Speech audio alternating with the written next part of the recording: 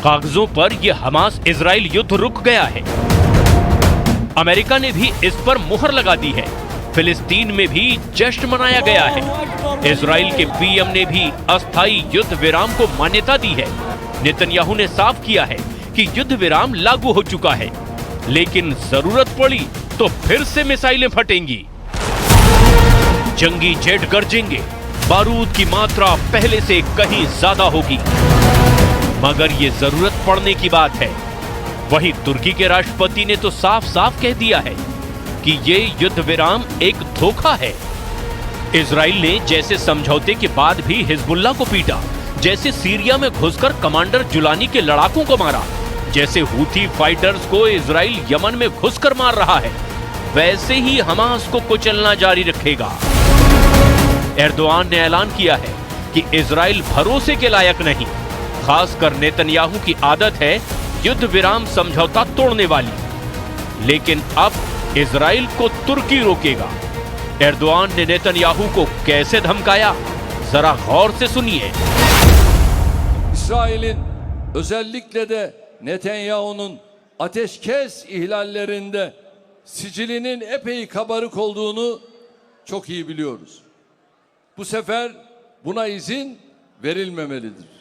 Gazze'de tekrar eskiye dönülmemesi için herkes üzerine düşeni yapmalı.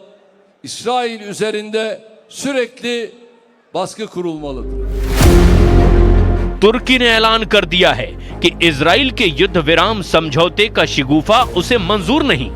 असल में Erdogan Syria front पर full control की चाल चल रहे हैं। इजराइल को सीरिया से भगाने की धमकी के बाद उन्होंने ये भी दावा किया कि सीरिया को 3 टुकड़े होने से उन्होंने बचा लिया। İsrail hükümeti 467 gündür uyguladığı soykırıma ve katliama rağmen Gazze'li kardeşlerimizin direniş iradesini kıramamıştır. Adana İl Kongresi'nin şehrimize inşallah ateşkes döneminde de Gazze'nin kanayan yaralarını sarmak için tüm imkanlarımızı harekete geçireceğiz.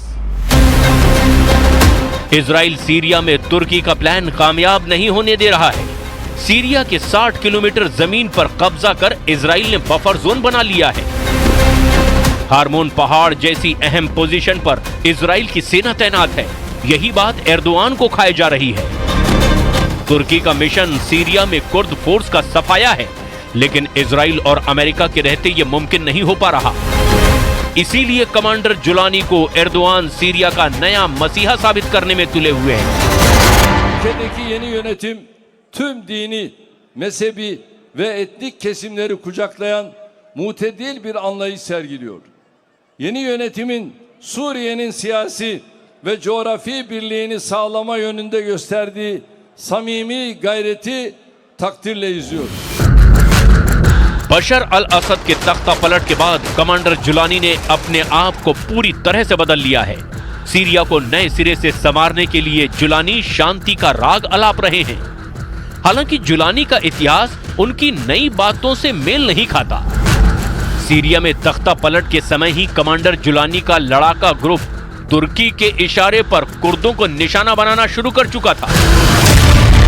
Erdogan के Baghdadi के नाम से कुख्यात Jolani ने बर्बर हमले का नया इतिहास रचा। Syrian and observatory for human rights के मुताबिक तुर्की समर्थक HTS लड़ाके ताल रिफत शहर और आसपास के कई गांवों पर कब्जा करके बैठे हुए थे। रिपोर्ट में बताया गया कि उत्तरी अलेप्पो में तकरीबन 2 लाख सीरियाई कुर्द आबादी को तुर्की समर्थक गुटों ने बंधक बना लिया था। तुर्की समर्थक लड़ाकों ने कुर्द बहुल इलाके को दुनिया से अलग थलग कर दिया था। सीरिया का ताल रिफत तुर्की बॉर्डर से सिर्फ 20 किलोमीटर दूर है, जहां भीषण खून खराबा हुआ।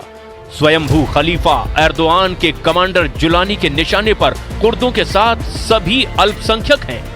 सीरिया के सुवेदा के ड्रूज सिटी में विद्रोही गुटों ने सभी अल्पसंख्यकों का धर्मांतरण करवाया।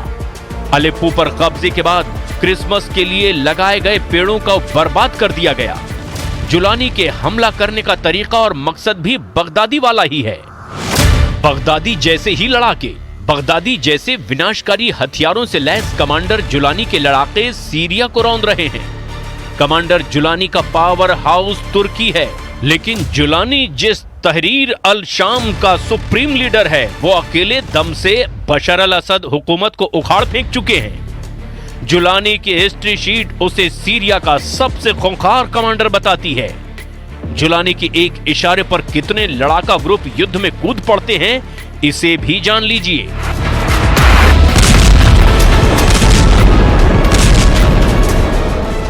Jaish Al Muhajireen Al Ansar Green Battalion, Khorasan Group, Suqour Al Izz Tawhid Battalion, Jamaat Al Murabitin, Al Ikhlas Brigade, Mutah Brigade, Ibn Al Qayyim Brigade, Al Qaqa Islamic Brigade, Ansar Al Salib और Aleppo Mountain Lions Battalion, Katibat Bayt Al Maqdis, Ansar Al Sham, Hani Al Nasr Brigade, Umar Ibn Khattab Force, Abdullah Azzam Brigade और Usood अल हरब brigade.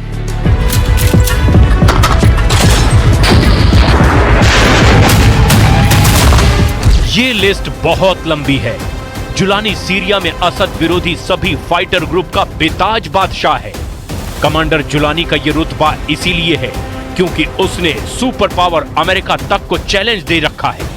Jolani को Iraq में अमेरिकी सेना ने गिरफ्तार भी किया था। साल 2008 में जुलानी को रिहा कर दिया गया। रिहाई के बाद अल जुलानी इराक के इस्लामिक स्टेट के साथ फिर से जुड़ा। 2011 में अरब क्रांति शुरू हुई तो जुलानी सीरिया आकर बशर के खिलाफ विद्रोह का पोस्टर बॉय बन गया। 2012 में जुलानी के बनाए आबाद अल नुसरा ग्रुप ने बशर सरकार की बुनियाद हिला दी थी। आगे चलकर जुलानी ने हयात तहरीर अल शाम संगठन बनाकर जुलानी ने असद से युद्ध शुरू कर दिया। जुलानी के झंडे तले एक एक कर खाड़ी के वो सभी टेरर ग्रुप जुड़ने लगे जिनकी बशर से दुश्मनी है।